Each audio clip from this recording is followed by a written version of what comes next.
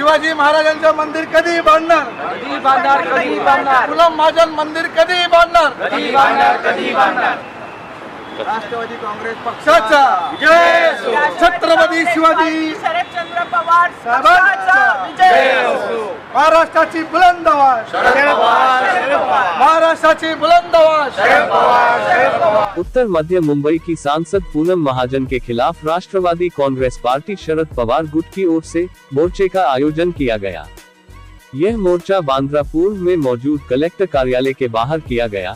यह मोर्चा चंदन सोनटके और उनकी टीम द्वारा आयोजित किया गया था। इस मौके पर डिप्टी कलेक्टर को ज्ञापन भी सौंपा गया। इस ज्ञापन में ये सूचित किया गया है कि सांसद पूनम महाजन द्वारा 6 वर्ष पूर्व 8 अप्रैल 2000 में गवर्नमेंट कॉलोनी इमारत क्रमांक 10 के मैदान में भव्य भूमि पूजन का आयोजन कर वहां पर छत्रपति शिवाजी महाराज के मंदिर बनाने की योजना बनाई थी, पर आज वहां की तस्वीर कुछ विपरीत है। चारों तरफ मौजूद इस कूड़े को लेकर राष्ट्रवादी कांग्रेस पार्टी ने पूनम महाजन पर सवाल खड़े किए हैं कि सह चुनावी जुमला तो नहीं था। साथ ही उन्होंने इस मामले पर न्याय की मांग की है।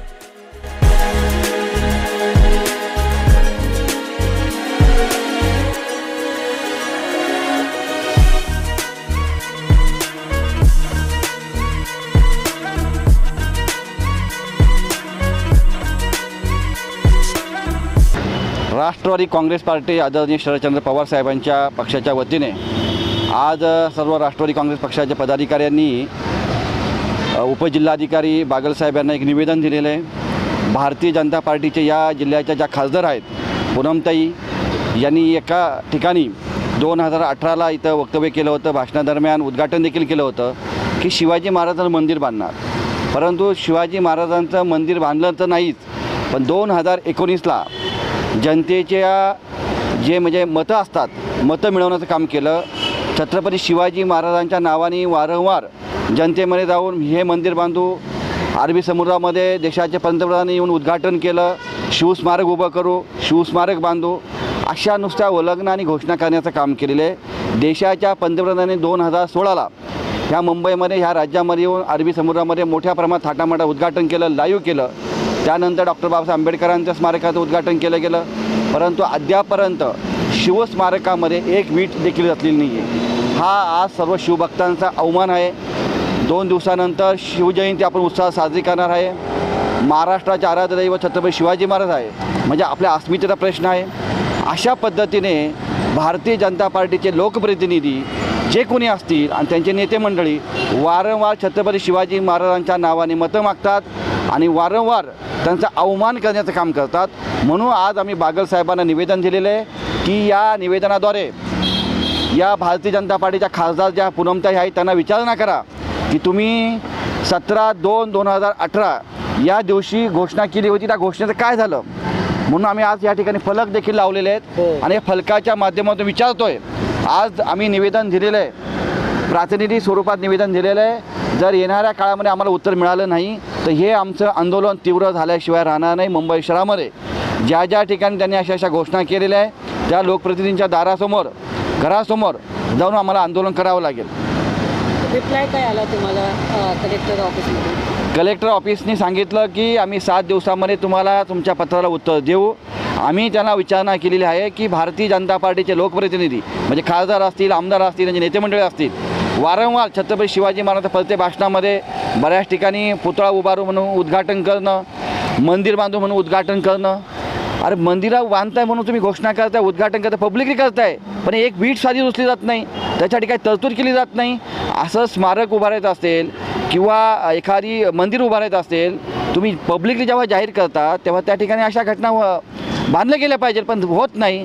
देशाच्या पंतप्रधानांनी या महाराष्ट्राच्या जनतेची फसवणूक केलेली आहे, 12.5 कोटी जनतेची फसवणूक केलेली आहे। शिवस्मारकाचं उद्घाटन थाटामाटात केलं, धूमधडाक्यात केलं, पण एक सारी शिंगल वीट रचली गेलेली नाही आहे। हे सगळे प्रश्न आम्हाला आज देशाच्या पंतप्रधान असतील, भारतीय जनता पार्टीचे आमदार असतील, खासदार असतील, जे जे लोकप्रतिनिधी छत्रपती शिवाजी महाराजांच्या नावाने असे नारे देतात, अशा घोषणा करतात आणि आपली मतांची पोळी भाजण्याचं काम करतात, त्यांना आमचा प्रश्न आहे। काय म्हणणार काय झालं तुम्हाला? राष्ट्रवादी काँग्रेस पार्टी शरदचंद्र पवार साहेबांच्या नेतृत्वात आज आम्ही बँड्रा कलेक्टर ऑफिस इकडे बागल साहेबाला एक निवेदन दिलं 2018ला भारतीय जनता पार्टीचे खासदार त्यांनी एक इव्हेंट केलं छत्रपती शिवाजी महाराजांचं मंदिर बांधणार करून. त्यांनी रायगडावर जाऊन तिकडून जल आणलं, माती आणली आणि या बँड्राच्या गव्हर्नमेंट कॉलनी इमारत नंबर 10मध्ये लई मोठा इव्हेंट केला.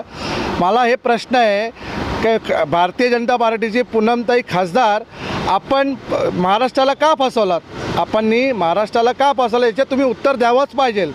कारण तुम्ही तिकडून जल आणलं, तिकडून माती आणली आणि इकडे मोठा इव्हेंट केला, याचं उत्तर तुम्हाला द्यावंच लागणार. तुम्ही पूर्ण शिवभक्तांचं जे शिवाजी महाराजांचे मानणारे लोक आहेत, तुम्ही पुरा हिंदूंना तुम्ही चुकीचा मेसेज केला, तुम्ही खाली इव्हेंट केला. माझी मागणी आहे की त्यांच्यावर कायदेशीर गुन्हा दाखल व्हायला पाहिजे, हीच माझी मागणी आहे.